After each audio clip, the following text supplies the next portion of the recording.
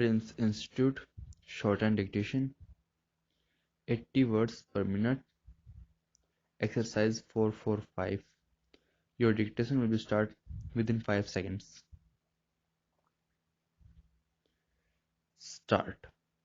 Madam, there is a strong feeling among the members and they pay a tribute to the Joint Select Committee, whose report is very instructive and contains dissenting opinions which I consider very valuable. But I have to make some observations because this bill raises vital issues of constitutional importance. This bill has created doubts in the public mind about the advisability of some of its provisions, and I feel that I owe it to the rule of law and to the profession to which I belong and which I have served for more than 45 years, and to this Parliament that I should freely and frankly express my views and the doubts raised in the public mind so that the government may be in a position to remove those doubts. Madam, there is first the question of the determination of the age of Supreme Court judges. So far, no Supreme Court judge has raised any dispute about his age, and I have got a genuine belief that there shall never be a dispute with regard to the age of any Supreme Court judge. I feel that when future appointments are made, the government will take ample care to have sufficient proof of age. If they care, they can put down the age in the warrant of appointment, or they can have a declaration or even an agreement. The question then is why put an unnecessary provision in this constitutional amendment? We know that our constitution has been the subject of study throughout the world among the jurists and international organizations, and they will get the impression that after so many years of independence, some questions have been raised about the age of the judges, which required constitutional amendment that will cast a reflection upon the dignity of the judiciary.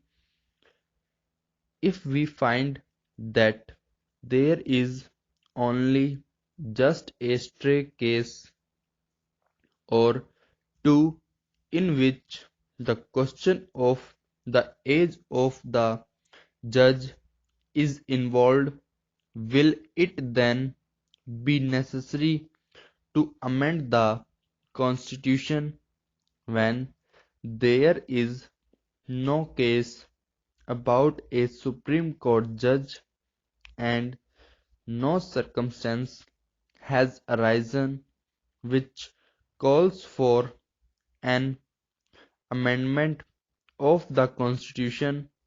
We must not do anything against public feeling which may even remotely cast a reflection upon the dignity of our judges.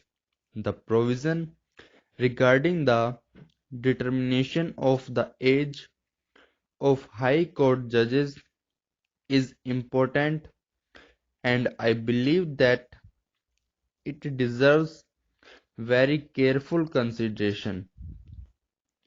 President shall decide in consultation with the Chief Justice, the judge in the dispute between the executive and a judge will be the head of the state, will be the head of the executive, and the Chief Justice comes in as a consultant. Now, this question of age is what we call a justiciable question. It is like the question of misbehavior or the question of incapacity of a judge. In other words, this is a question which will depend upon the determination of a dispute on an appraisement of evidence produced before the person deciding. Therefore, it is like a question of misbehavior or incapacity of a judge. Now, since the year 1700 in England, there have been three principles recognized which have not been departed from in any civilized country, and in particular in any democracy, and which assure the independence of the judiciary, and it is acknowledged on all hands that the independence of the judiciary is an essential condition of democracy. Now, this has been incorporated in our Constitution in Article 124, and if we bear in mind the constitutional history of the appointment of judges, we will find that in cases where Parliament is functioning, it is only after a judicial determination by Parliament on this question of misbehavior or incapacity in the presence of the judge that a formal order would be passed by the head of the state. Nowhere has the head of a state acted as a judge in person.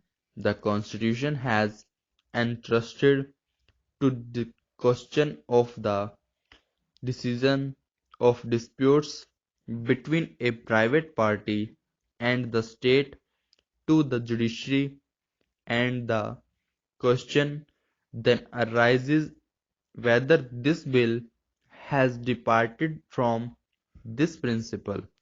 If this bill has departed from this principle, then an inconsistency has been introduced, and while in Article 124 the question of a justiciable issue or a dispute has been assigned to Parliament, the question of age, which stands on the same footing as a question of incapacity, because it is a dispute with regard to the tenure, has been assigned to the executive.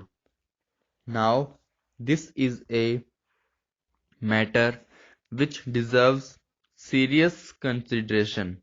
This is what the public outside say. Since 1700, any dispute regarding the tenure of a judge has never been decided by the executive. Shall we be the first to depart from that principle when we had no parliament in this country?